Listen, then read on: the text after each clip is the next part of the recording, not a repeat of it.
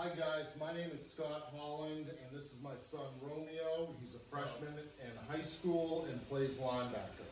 My instructional video for today is going to be on the hang power clean. Now there's always been some debate on the terminology for the variation of the clean. So I'm going to go through how I interpret the different types.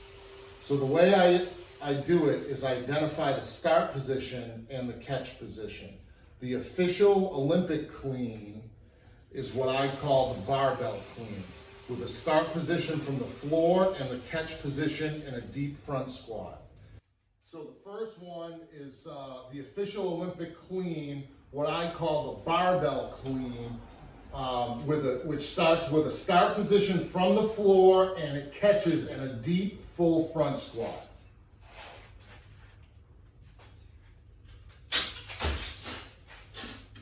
Okay. Next is the power clean, which again starts from the floor, but the catch position is higher in a quarter squat position. So make sure to start from the floor and then catch up in a high quarter squat position, which is what we call the power clean. Right, we start from the floor. Good. Next is what we call the hang clean, which has a start position at the low to mid thigh with a catch position in a full, deep, low front squat position.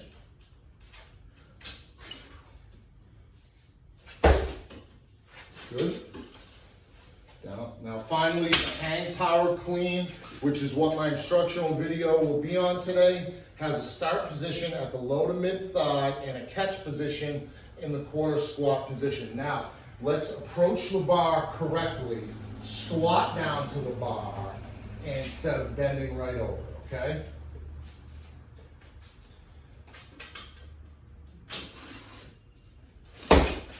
Good.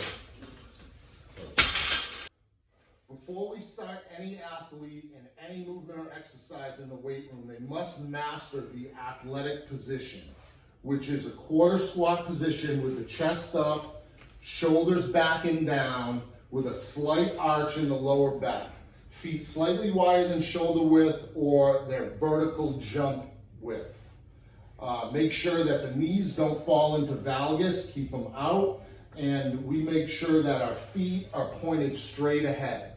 Some people like slightly out. We like to keep our feet and our toes pointing directly straight ahead. Most issues, you can stand up for a second. Most issues beginners have with this athletic position are with the hinge of the hips and the retraction of the scapulars and keeping their feet flat on the ground. Romeo really can't even give a bad position, so I'll try to do it. So most beginners, they have a tough time with the hinge of the hip, so they end up bending their knees forward, protracting the scapulars, bent here, and their feet their heels come up off the ground, right? So instead of having big chest, shoulders down and back, butt back, they seem to have problems tucking their butt under, knees forward, shoulders rounded. The athletic position is universal in most sports, such as a linebacker stance in football. Show me a linebacker stance. That's basically just like the athletic position, or very similar. Or a defensive position in basketball, very similar. Or even in tennis, a tennis player getting ready to receive a power serve. Once we have this position down, we can then proceed to the hang power clean, which is a variation of the Olympic barbell clean. Most people have seen the Olympic barbell clean, so we can start to describe the hang power clean with mentioning the Olympic movement.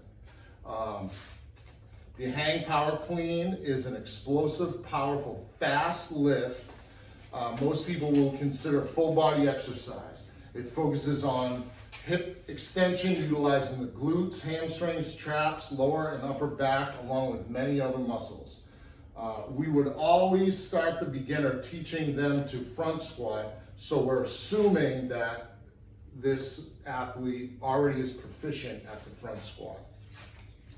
So, beginning our introduction to the hang power clean, we need to establish the front rack. We start by showing them the shelf of the deltoids and upper chest. This is physically shown to them by using what we call a hands-free front squat.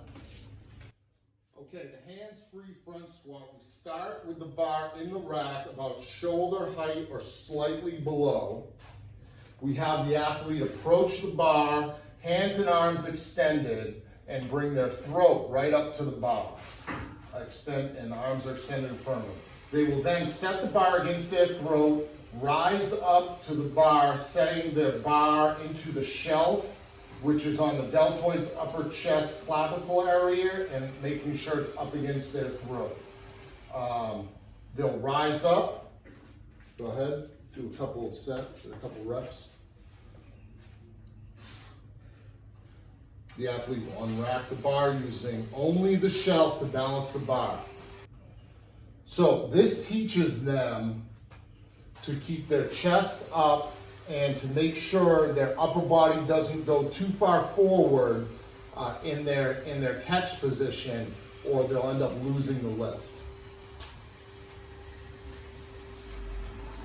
Next, they will approach the racked bar again with their throat up against the bar, place their hands on the bar, and actually get into their front rack position. They'll come off.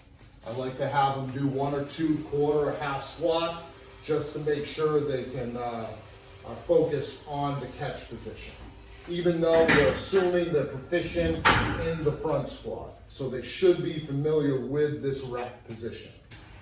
Now they should be ready to attempt the hang power clean. Our start position starts with the bar at the lower thigh position, but to get here we must deadlift the bar from the floor or off clean blocks. To do this, we have our athletes approach the bar with purpose and an intense focus, ready to go. So the athlete will approach the bar, squat down to the bar, not bending at the waist to pick it up. Feet will be slightly wider than shoulder width or the athlete's vertical jump position. When they grasp the bar, their hands will be just outside the shins or up to a thumb's width or thumb's length outside the shins. They will pull the bar over their laces. Head will be facing forward with the chest up, shoulders down and back, engaging the lats.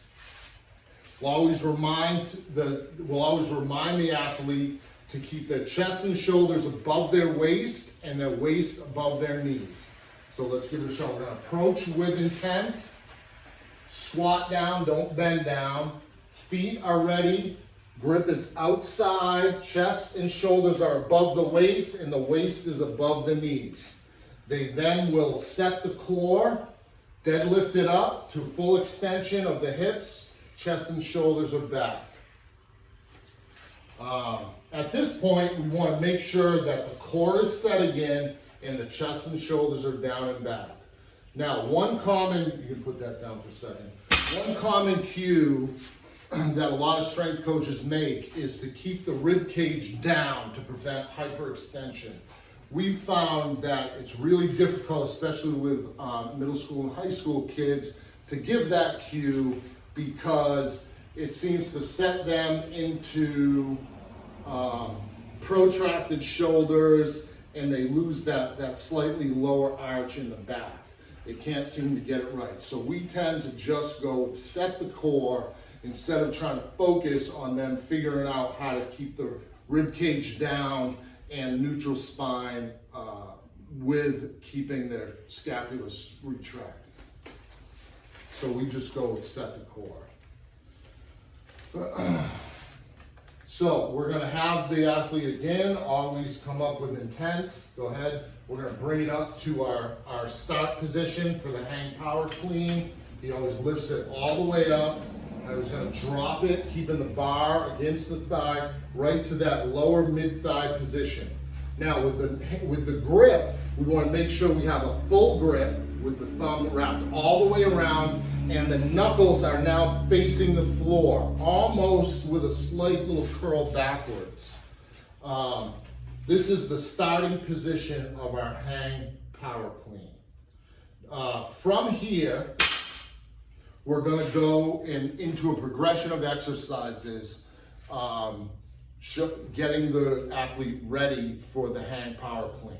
First is gonna be a jump shrug, always starting from that low thigh position, our start position. We'll show them a jump shrug, then we'll move into a clean high pull, and then we'll go to a scarecrow drop squat catch, and finally put it all together into the hang power clean. So first, we're gonna get into our start position. Always approach the bar right, then lift it up. Make sure to have a full grip, knuckles down, full grip, wrap that thumb, there you go. Come down to the start position, we're gonna do a jump shrug, making sure the shoulders fire up to the ears. Yep, let's do 2 more reps. Good, 1 more. Good. So to bring the shoulders all the way up to the ears, coming up violently, shrugging the shoulders. Once they come to that top position, they then release it. They don't hold the shrug to the floor, they release it. Next is going to be our clean high pull, still from the hang start position. This exercise starts just like the jump shrug, but it involves the bar being pulled vertically, and that's important, making sure it stays in that vertical path, up and down. Elbows will be high, making sure the elbows are always above the bar or above the wrists. Again, they'll bring it up to chest or nipple line, and then once they get it to that height, they release it. Not technically release the bar, but release the tension. So let's approach. We're going to do a clean high pull. So we need to get into our regular start position, going right from the hang position, start position. Yep, no, we're going to actually high pull. Bring the bar to the chest level. Yep, 2 more reps. Good, 1 more. Good, that's it. Those last 2 reps. Third is going to be the scarecrow drop squat catch. Now it starts from the high pull position. Athlete will come up on their toes, violently drop down, punching their elbows around and through, catching the bar in a low squat position. Okay, last before we get into the actual hang power clean is going to be what we call a scarecrow drop squat catch. It starts with the athlete having the bar at chest level in an upright row position. They'll come up on their toes, violently drop under the bar, elbows around, punching through, catching in a low squat position. So we're going to start in a, yep, and then punch down. Good, 2 more. Yep, start up high on the toes, punch down. Good, 1 more. Up high, punch those elbows through. Good. And now they should be ready to attempt the hang power clean. Okay, now we're going to attempt the hang power clean. It'll start with our regular start position from the low to mid position. He's going to pull the bar vertically, and as he jumps and shrugs the bar upward, they're usually going to make contact with the upper thigh as the hips extend. It'll rotate the elbows around and through, punching those elbows through, right into his front rack position, catching it in a quarter squat position.